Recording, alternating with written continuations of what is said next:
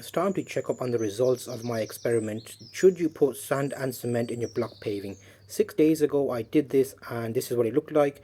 Today's view, let's have a look. So you can see there is a slight discoloration of the bricks. However, doing a couple of tests, I think it's not bad because I'm willing to live with that slight discoloration for the benefits. So in this video I'm going to do a couple of tests on this and also do a sand only section. So first benefit I liked is the join is a very solid join. What does that mean?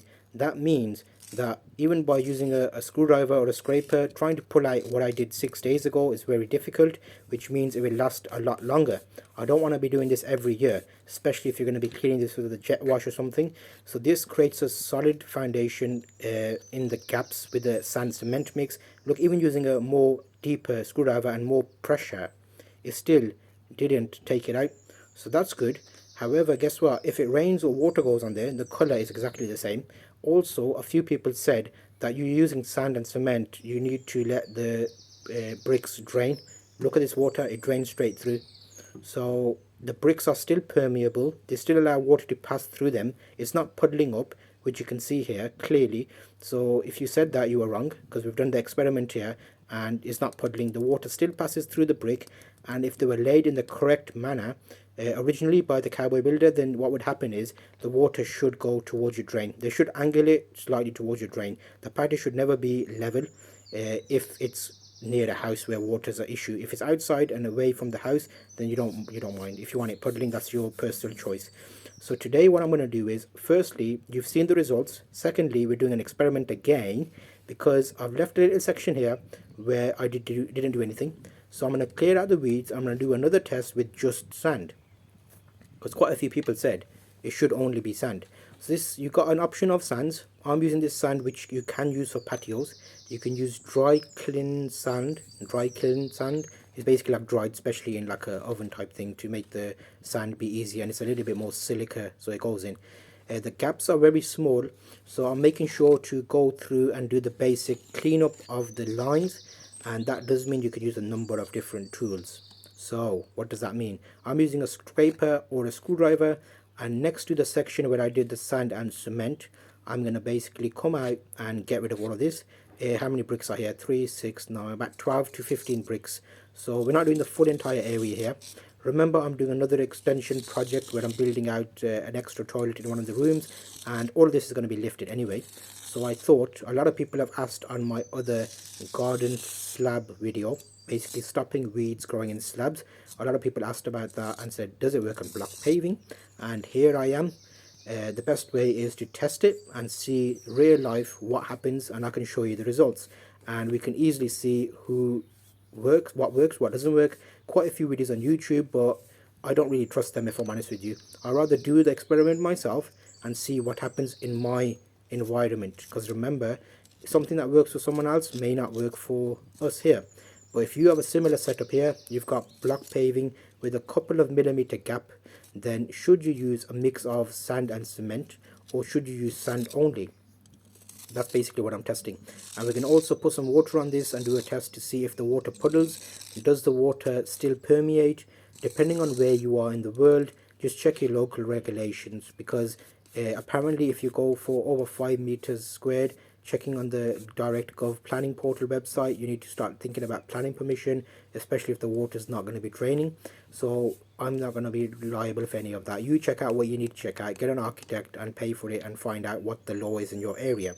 I'm simply doing an experiment to show you how it works and what I did here for a small section of area, probably 2 foot by 2 foot, if that. So the sand on this section, you'll see I'm brushing the sand in. Firstly, while brushing it, it looked very pleasing. It was very like neat and tidy. You're basically filling up the gaps. However, I feel like this you'll have to do a few times, and also if you wash your driveway or the block paving in future with like a jet wash, the sand will easily just come out. You'll have to keep doing this. So you'll see as I put a little bit of water on there, I just wanted to see what would happen, and the sand started sinking down. So you need to do this a few times. And looking over at the cement side, look at that seal. That is like a next level proper seal. No seeds are getting in that, no grass seeds or anything that's going to be brushed by the wind is getting in that to cause any problems. Again, I'll do another video update in like a year just to put the trolls to bed, because I know on my last video all the professional builders came out telling me it's wrong and this and that and whatever on the slab video, but the results speak for themselves. If you're watching the entire video, you'll see what I'm doing. I'm not doing any rocket science. I'm just using my common sense and trying to fill the gaps and see, A, does it work? B, if it doesn't work, what can we do better to make it work? So the first experiment was cement and sand. Now we're doing just sand. I feel like we need to do a third one with just cement, just to, you know, why not? We can. It's a free world. We'll do it. So stay tuned for that future episode where I try that out as well, just so we can see what's going on. I love having a little bit of a mix with this. So you'll see here side by side comparison. That one was cement and sand. Slight discoloration, okay, but I can live with it. I don't mind that. And this side is going to be just sand. So the sand side only is not as nice finish. It's like there's still a little bit of scope there. The cement side, it's a little bit discolored, but overall I don't mind. I don't think I will notice it if it was all cemented. Let's do the test here that we did originally on the cement side, and pushing this in, the sand just moves out the way. So yeah, that basically means if any slight seeds or grass in the environment, seeds are pushed around with the wind and they drop here, they can set root because they'll just push through the sand. So is that a good thing? Is that a bad thing? You tell me. And what I was surprised about is just sand side only, putting water on it, you'll see it's still shiny. It was puddling on this side, whereas the cement side, it was weird. Watch this. Look at that. It just sucks it straight in. So look, you can see that. You literally see it. So everybody that's saying don't do sand and cement, it causes problems for drainage, you're totally wrong, because look at that. We've left it 6 days to dry. Maybe the cement is still sucking up moisture, so I might do this again just to do an extra proof. In about another week we'll try it again. So you'll see no puddling, the water's not staying there, it's going through, because remember it was a light mix of cement and sand. So it's not like we did a full coating of cement to make a full waterproof membrane. It just went in the gaps where we don't want water to go through. The brick can still suck up the water and let it pass through if it needs to, and if it was done correctly, the water should, you know, go towards your drain. So all of this has the same lay towards the guttering, and you can see here clearly the sand one, it maybe just takes a little bit longer, but it's not fully permeating through, and also the sand is just, you know, collapsed below it. So what do you think? What should this be and how should it be? In this video I basically explained the difference between sand and cement in the gaps to stop weeds, and sand only. However, we need to go a little bit extreme with this and do a cement only version to see what happens there. So if you want to see that, let me know in the comments, and on the next video I'll try just a cement one and see if that does good at all. So again, overall side by side you can see sand and cement and just sand. What is better? You know, slight discoloration, but I can live with that.